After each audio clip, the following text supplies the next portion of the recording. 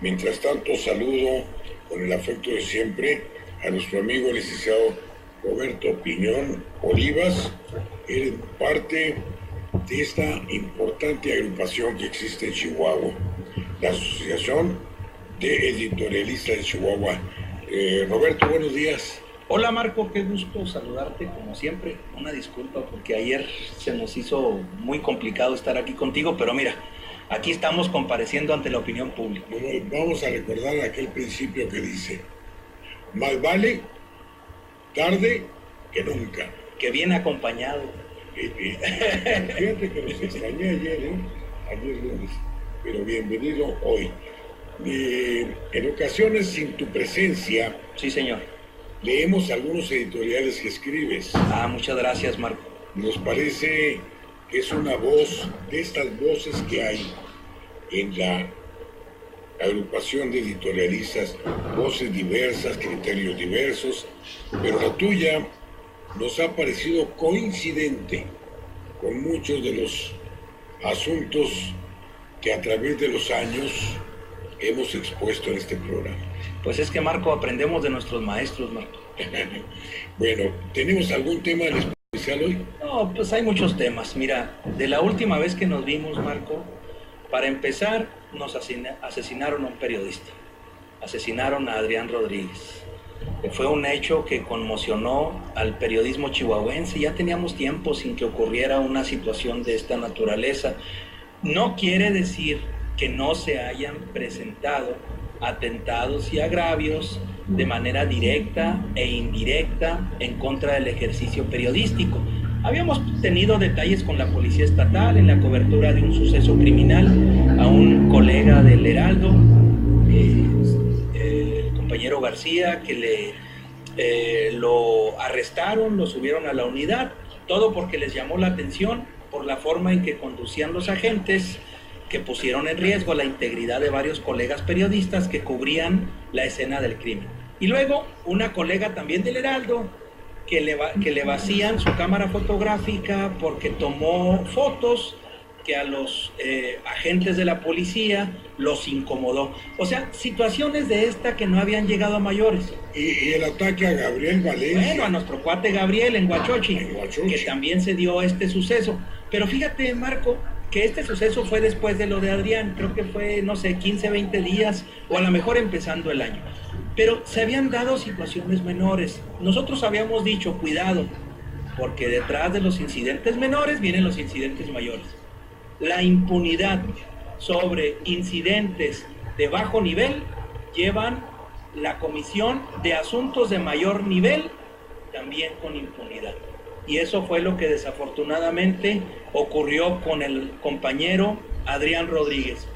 A raíz de esto, Marco, nosotros le pedimos al presidente de la Comisión Estatal de Derechos Humanos, como coordinador de la mesa amplia que da seguimiento al sistema integral de protección a periodistas, que se volviera a convocar a la mesa, que se convocara a los representantes del Poder Ejecutivo, a los representantes del Poder Legislativo, a los representantes del Poder Judicial, a las asociaciones periodísticas, para que ahí en la mesa tomáramos medidas para proteger la actividad periodística como base de la libertad de expresión. Desafortunadamente, Marco, el 28 de diciembre en la mesa estuvimos todos sentados, con excepción de los representantes de las autoridades, porque nos damos cuenta que son funcionarios de gabinete de 9 de la mañana, si bien nos va, a 3 de la tarde. No atienden convocatorias los últimos días de diciembre porque pues hay que ir al Paso a comprar fayuca, y hay que ir la ropa y pegarle al aguinaldo, esos aguinaldos estratosféricos que reciben como emolumentos fuera de toda medianía de la recepción de los salarios, que no es nada nuevo, Marco. Bueno, pues Benito Juárez nos lo comentó hace ya algún tiempo. Pero bueno, resulta que el 28 de diciembre estuvimos nada más las organizaciones periodísticas con la coordinación de la Comisión Estatal de Derechos Humanos. Se tomaron decisiones importantes, se integró el comité de riesgo, que es el que va a dar seguimiento en la confidencialidad para la revisión de los expedientes y darle puntual seguimiento a las agresiones en contra de los periodistas. El más reciente, el asunto de Adrián, pero haciendo una lista que luego posteriormente en una reunión el fiscal nos pidió, pues son más de 20, 25 asuntos si hacemos una relatoría de los últimos 10 años. Estamos hablando de homicidios, Marco, no de cualquier tipo de ilícito. Entonces, a raíz de eso, afortunadamente nos reunimos las asociaciones, levantamos la voz, hicimos el señalamiento a la administración estatal por la falta de atención a las agresiones contra periodistas, y fíjate nada más, la grosería de no estar sentados a la mesa atendiendo los señalamientos, la grosería por parte del Estado también de no haber atendido la convocatoria, y también la grosería de parte del Poder Judicial. Creemos nosotros, Marco, que las llamadas de atención van a ser suficientes para que, es muy difícil a finales de este mes, pero a principios de febrero se esté convocando otra vez a la mesa amplia y efectivamente se sienten ahí con nosotros los representantes de los poderes.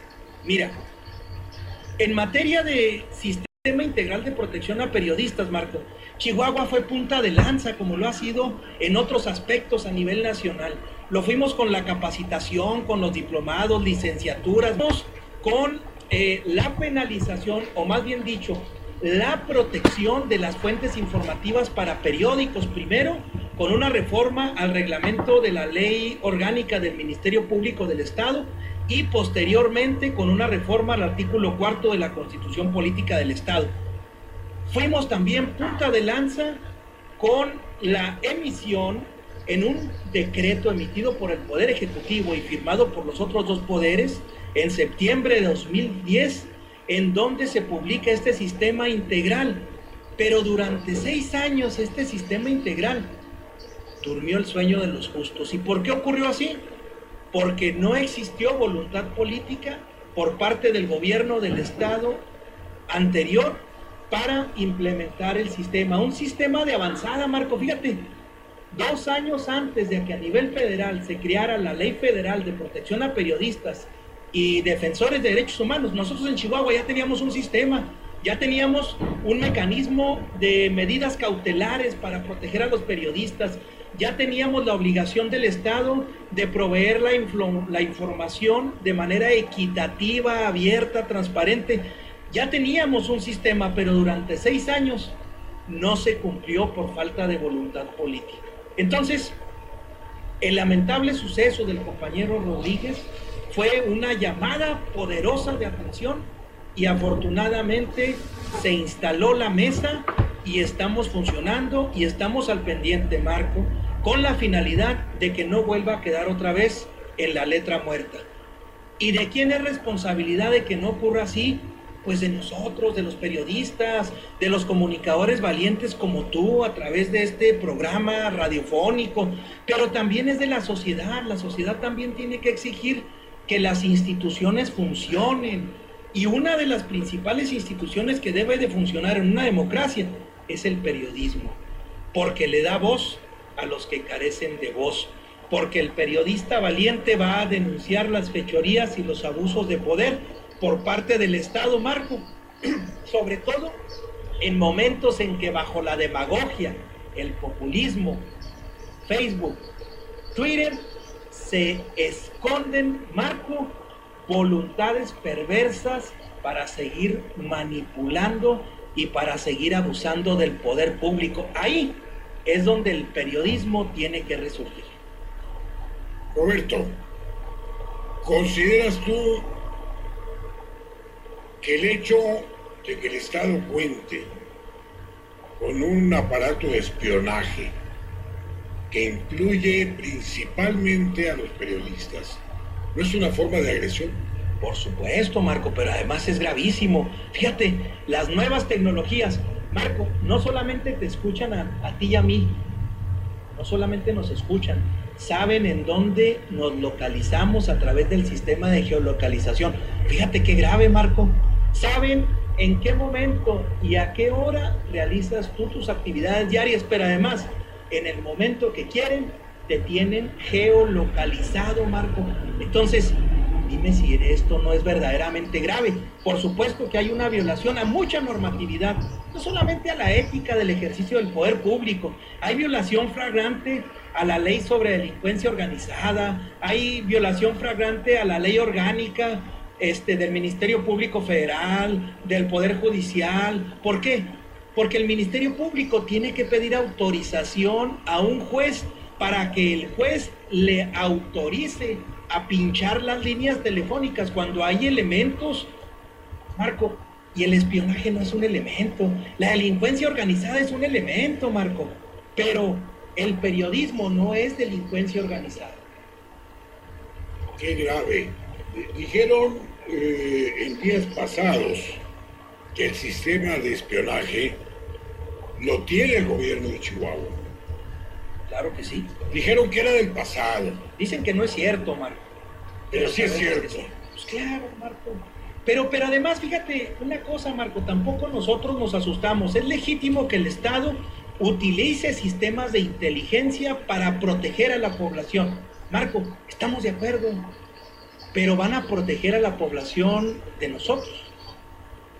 Sí, o sea, tú eres un elemento de riesgo para el Estado, eres un elemento de riesgo para los intereses de la cúpula del poder. Qué grave, Marco. Estamos en una democracia, ¿eh? Si estuviéramos en una tiranía, Marco, si estuviéramos en una dictadura, tú y yo no tendríamos que estar aquí, Marco. Pero estamos en una democracia, y en una democracia tienen que respetar el libre ejercicio del periodismo, les guste o no les guste. O no les guste. Bueno, Roberto, gracias por venir.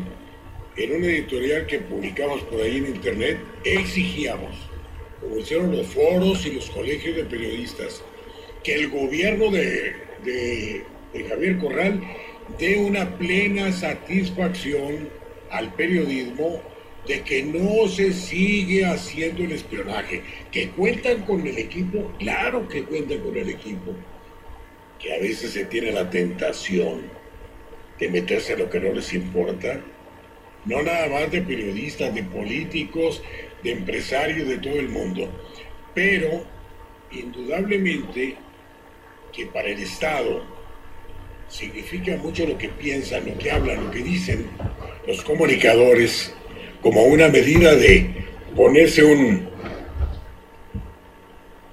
obtener a través de la información un poder y lo que es más grave, espiar a la gente que tiene el reflejo de una sociedad en una democracia. Marco, hay una frase preciosa que dice, no me acuerdo ahorita de qué político de los fundadores de Estados Unidos, pero bueno, seguramente alguien que esté en su casa lo puede consultar. Decía, entre un gobierno y el periodismo crítico, ¿qué prefiero? Prefiero un periodismo crítico. ¿Por qué, Marco? Porque el periodismo crítico va a alentar el pensamiento crítico, la organización crítica de la sociedad, y tarde que temprano nos vamos a dar el Estado de Derecho y la organización de gobierno, Marco. Pero si nada más tengo gobierno y tengo Twitter, Facebook, y yo comunico lo que quiera como un instrumento de propaganda, ese es otro tema, Marco, porque hago a un lado el periodismo y utilizo las redes sociales para comunicar lo que yo quiera, en una política goebbeliana, ¿verdad? O crear aparatos para publicar lo que yo quiero. ¿Por qué? Porque son instrumentos de propaganda, Marco. Y está bien, bueno, pues el Estado necesita utilizar los medios para posicionarse en el poder, conservar el poder, etcétera. Pero, Marco, ojo, no en una democracia. En una democracia los medios de comunicación tienen que ejercer su papel y tienen que ser el balance del gobierno, porque si no, estamos a merced de decisiones caprichosas y sobre las rodillas, Marco, que nos han hecho muchísimo daño, Marco, porque afectan nuestra economía. Ahí tienes el gasolinazo, Marco, y todas las mentiras en relación con él. Ahí está. Repite una mentira 1000 veces, Marco, y la vas a convertir en verdad. Era la doctrina de Goebbels, no con Hitler. La mentira de Goebbels, y luego antes los Medici también así lo hacían, etcétera. Pero, Marco, La verdad de las cosas, Marco, nosotros ya entendemos eso, lo conocemos. Los que tenemos tantos años, bueno, maestros como tú en el periodismo con tantos años, Marco, hemos visto a las clases políticas ir y venir. O sea, la verdad de las cosas, hay pocos elementos que nos asustan. Y como pitonizos lo decimos, lo que mal empieza, mal acaba. Si estás lesionando y lastimando al periodismo, ojo, porque no lastima nada más a los que ejercemos el periodismo, Marco. Tú y yo somos coyunturales. Lastiman a la sociedad y lastiman el principio democrático de rendición de cuentas. Y eso, Marco, es gravísimo, porque están deteriorando una institución fundamental del Estado. Muy bien. Veo muy atento a Víctor ahí escuchando. Sí, Marco, buenos días. Muy atento, porque son muy interesantes los comentarios que hace nuestro compañero Piñón. Pero me gustaría preguntarle más bien algo, su opinión acerca de este asunto.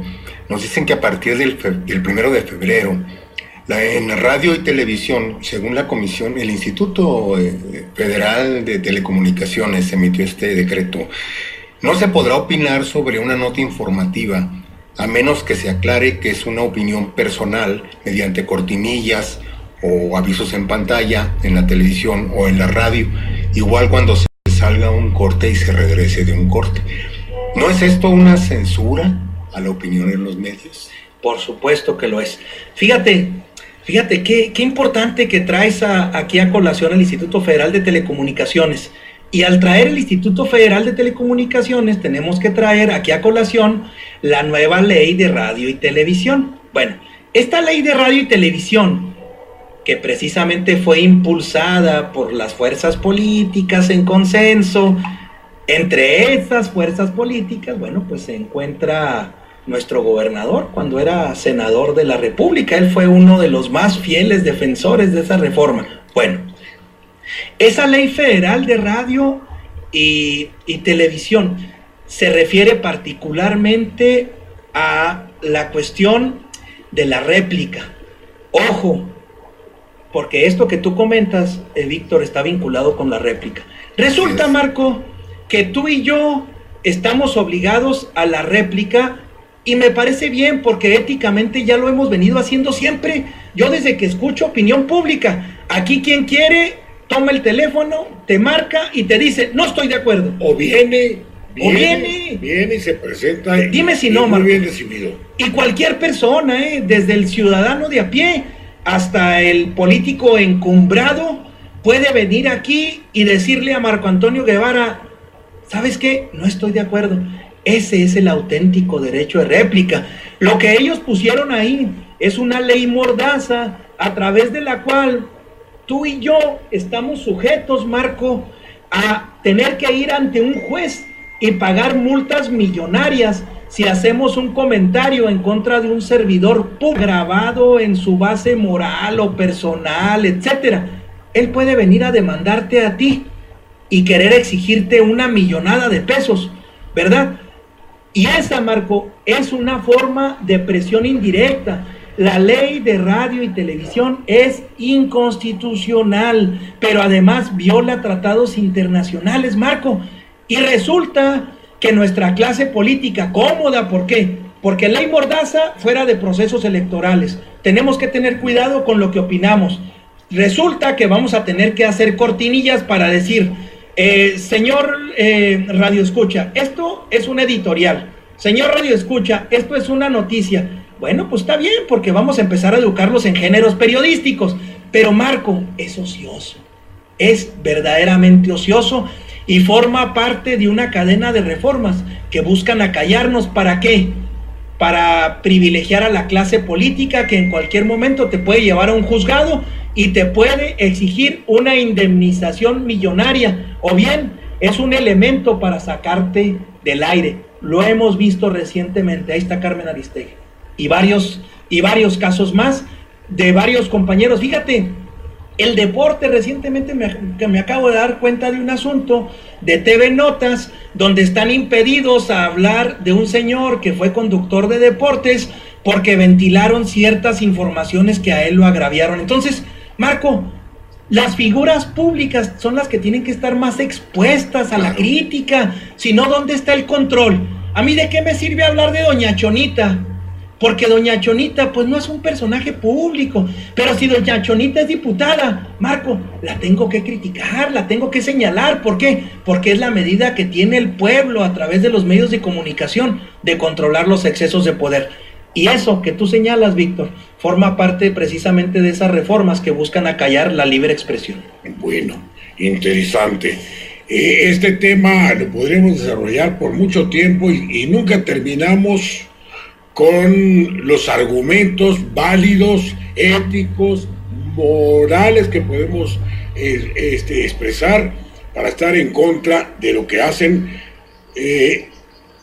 olvidándose de la Constitución y del principio de este país. Gracias, Víctor. Al contrario, gracias. Gracias, Roberto. Mi querido Marco, que estés muy bien, un abrazo. Hasta muy pronto.